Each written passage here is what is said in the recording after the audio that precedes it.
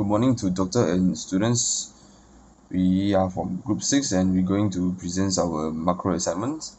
And the title is Relationship between Inflation Rate and Interest Rate from 2011 to 2021 in Malaysia. So I will start to present the introductions. A country economic growth rate determines its competitiveness in the world markets. Economic growth is defined as a steady increase in national income or output.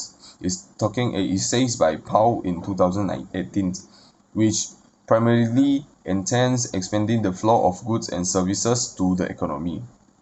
Without a strong economy, a country cannot survive in the global market. The multiple financial crises that hit multiple countries, including Argentina in 2001 and 2002, Asia in 1997 and 1998, and also Mexico in 1994. It can attest to this. These crises have had a major impact on the economic development of countries. Due to the importance of economic growth, several studies are currently being conducted on the focus the factor that affect it. People living in the country benefit from economic progress. A positive economic growth can reduce poverty, improve health, prolong life, improve living standards, create more jobs, reduce unemployment, political stability, and so on. Economies sometimes associate weak economic growth with high unemployment, poverty, and interest rate, which discover borrowing for investment purpose. Economists, on the other hand, always consider inflation to be a negative factor. Interest rate and inflation rate are inseparably linked. While it's more expensive to borrow and spend more money when inflation is strong, you can get more returns on your savings. When inflation is low, interest rate typically fall as product and services cost less. Financing is more affordable and which often encourages consumptions. However, it also has the effect of lowering the saving rate. This study will look at how interest rates and inflation affect Malaysia's economy's growth. Society can benefit in somewhere after the research is over, and in this report we're going to do some explanations about the relationship between inflation rate and interest rate from 2011 to 2021 in Malaysia. That's all for my part, and I will pass to the next presenter. Thank you. Assalamualaikum. My name is Anis Atira binti Abdullah and my matric number is 286377. So I will explain about inflation in Malaysia. Okay. Inflation known as an increase in the general price level of a product or service that occur periodically or continuously over a long period of time. When inflation occurs due to rising price of food and service. The Nobel Prize-winning American economist Samuels described inflation as a sustained rise in price. Important indicator of price inflation is the inflation rate, which is the annual percentage change in the broad index of price, like CPI, over time. Average price of goods and ongoing service are monitored using the Consumer Price Index or CPI, which measure inflation. For example, the price, this is the formula to calculate inflation rate in 1 year. There is no country is immune to inflation, neither developed or developing countries. But the difference is the inflation rates. This is an example chart of annual inflation in Malaysia from 2011 to 2021. The inflation rate in Malaysia in year 2021 was 2.48% and up 3.62% from 2020. In 2020, inflation rate was negative 1.40%. The graph also shows that Malaysia, our developing country, had the highest rate of inflation growth in 2021 compared to the previous year. The year 2021 saw the greatest inflation rate on record. In the statement, Datuk Seri Dr. Muhammad Yusri Mahidin, is Malaysia's chief statistician, says, increase in food and fuel price will cause Malaysians' inflation to rise by 2.5% in 2000. This is about ratios interest in Malaysia. When inflation is expected to rise, then the central bank normally boosts the interest rate. In general, greater borrowing costs brought on by an increase in interest rate would slow down a country's investment activities.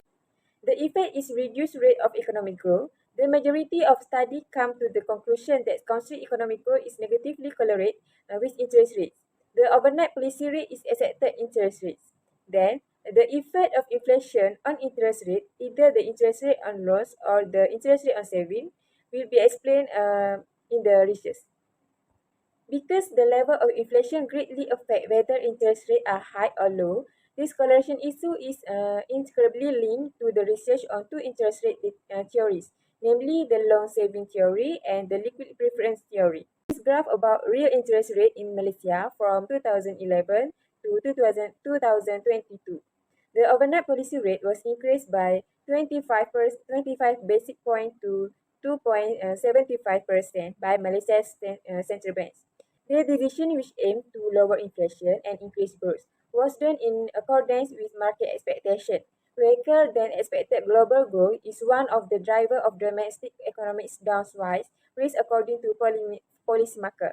Then, Malaysia Central Bank increased the overnight policy rates by 25 basic point to 2.5% in September 2022. With this rate increase, loan rates are their highest point in more than 2 years. Malaysia's recent increase in economic activity, domestic demand is likely to support development, continue economic overcapacity. Current price control and fuel subsidy will all contribute to reduce inflationary pressure to some extent. Since April 2020, the cost of borrowing has increased to the maximum level. Good morning to doctor and everyone. My name is Chanshini. My metric number is 286416. I could like to discuss about the relationship between the inflation rate and interest rate from the year 2011 to 2021. Well, I would like to focus on inflation rate from the year 2011 to 2021. According to the graph, Malaysia's inflation rate rose from 1.62% in 2010 to 3.2% in 2011, while in the year 2012 dropped to 1.66%. In 2013, the inflation rate at 2.11% significantly increased by 0.44% compared with the year 2012. Based on the graph, the inflation rate rose significantly from 2.11% in 2013 to 3.14% in 2014. However, it's declined to 2.10% remarkably at the year 2015. In December 2016, the Consumer Price Index (CPI) measured headline inflation at 1.8% and 3.5% in December 2017. The inflation rate slumped incredibly to 0.88 in 2018 and kept falling to 0.66% in the year 2019. Malaysia's inflation rate was 2.84% in the year 2021, which rose to 3.62% in the year 2020. Malaysia's inflation rate rose from 1.62% in the year 2010 to 3.2% in the year 2011. The Consumer Price Index (CPI) from January to December in 2012 rose by 1.6%, mainly due to the alcohol and tobacco price increasingly by 4.5%, and utilities and other fuel costs remain at 1.8%. Malaysia's inflation rate fell to 2.10% in the year 2015, but has now risen to 1.8%. In December 2017, Malaysia's inflation rate rose by 3.5%, mainly on costlier transport. In April, the government announced a 6% Goods and Services Tax (GST). The inflation rate in 2019 was 0.66 and decreased to -1.14 in 2020. In the year 2021 and 2022, recorded 2.48% and 3.30% forecast as we enter the post-pandemic era. The Central Bank of Malaysia decreased the interest rate to 1.75% due to the unpredictable COVID-19 pandemic. Central Bank will reduce overnight policy rates when facing deflations to allow commercial banks to lower their interest rates. This will increase the money supply in the market and stimulate economic activities. A real-life example happened from 2019 to 2022, which predicted an inflation rate of 3.30% when facing the unemployment problem due to the global pandemic. That's all for me. Thank you. Alright, so my name is Tai Chu Yuan, matrix number 286302. So I'm the one who will present 3.1 relationship between inflation rate and interest rate of Malaysia during the period 2011 until 2022. So we will discuss the inflation and interest rate data from 2011 until 2022 first. Okay, because of the previous part already discussed deeply about the inflation. So at my part here will be roughly go through for the inflation and interest rate data, and for the explanation and theory part I'll put on in the next slide for why all these scenarios are happening. Okay, so in 2011 until 2019, the changes in inflation rate are considered a normal scenario because in fundamental part, they are nothing a very big or effect and impact on our world. But this scenario get changes in 2020 because in 2020 we're happening a very big issue, which is worldwide pandemic, or also known as COVID-19. So in this year, inflation rate are dropping into a negative 1.14%. And we found an interesting data during this period also, which is interest rate falls to 1.75% also. So in this year, both inflation rate and interest rate are decreasing. And we'll move on to the 2022 to discuss a very different scenario. In this year, inflation rate and interest rate are both rising to 3.3% and 2.75% respectively. This is because in this year, we are entering a post-pandemic era. The economic growth start growing in a very positive way. So our inflation and interest rates start rising. And why all this scenario happening and what theory in economic can be linked, I'll discuss in the next part. All right. All right, so the next part, we're talking about the relationship between inflation rate and interest rate of Malaysia during the year 2011 and 2022. So we all can see there are a line chart showing in our slide, and we're discussing about it and why does it happening like this, for example, inflation or deflation problem, and how does government uh, reaction on this to overcome all these negative scenario, and what's the tool government using for. So in the theory part, when we are facing a deflation like in the year 2019 until 2020, central bank will lower down the OPR rates or interest rate. We can see in the line chart also. So why does it need to lower down the interest rate? Because when central bank lower down the interest rate, the loans rate and cost of borrowing will be going down also. So people will be able and have the ability to apply a loan. So in this situation, money supply in the market will definitely going up and helping the government to stimulate the economy again. For next real life example happening in 2021 until 2020, actually you are facing a inflation situation. Because of the previous year, a lot of policy given by the government, example like lower down the interest rate. So because of all this situation, the money supply in the market are in a very high situation.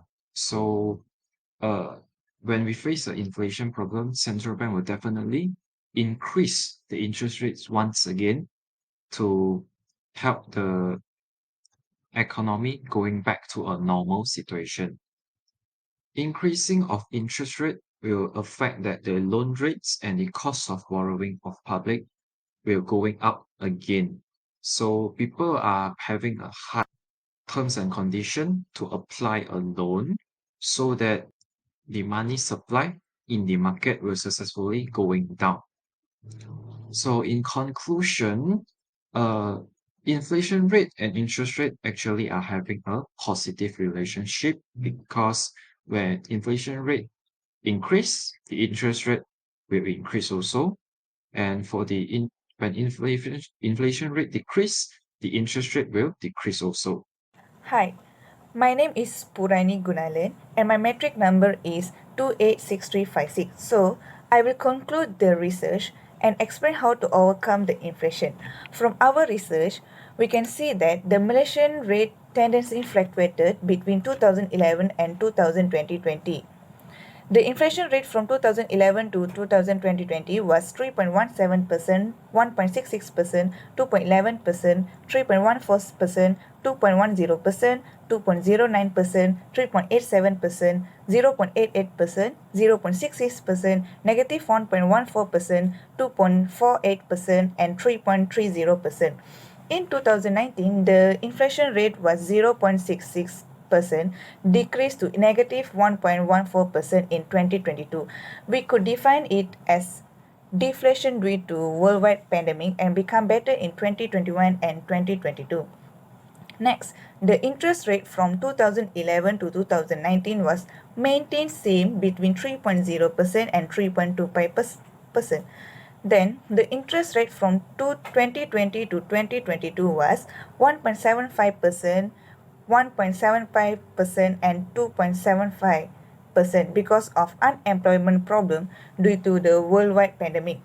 Finally, we can conclude that relationship between inflation and interest rates frequently follow one another as they rise and fall, moving the same general direction. The relationship reflects the fundamental of supply and demand. Interest rate drop as inflation does.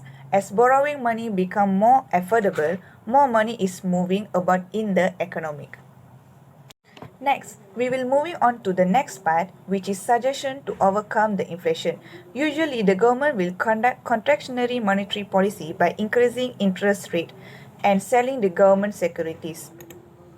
By increasing interest rate, the government will raise short-term interest rates by establish the federal fund rate. So banks have to pay more to borrow money, which reduce the amount of money that they have to lend to customers and increase the fees charged to customers to borrow. As interest rate rise, it's become more expensive to borrow money, often causing customers and businesses to spend less. When there is a little demand, businesses sell fewer goods and services and force them to lay off employees, which increase unemployment and further the decreasing demand. Low demand causing businesses to lower their pricing, which lower the inflation. In addition, selling national treasury bonds and bills, often known as open market operation, is another step the government is taking to reduce the money supply. Treasury from the nation deposit its notes and bonds with the government and will be sold by the government to financial entities to the Federal Reserve System members. Bank reduced ability to make loans result from the accusation of these T-bonds and bills, and this will lower the amount of money in circulation. The cost of borrowing increasing and the price will be increased, which will reduce demand and the amount of money flowing through the economy, and inflation will be decreased. Thank you.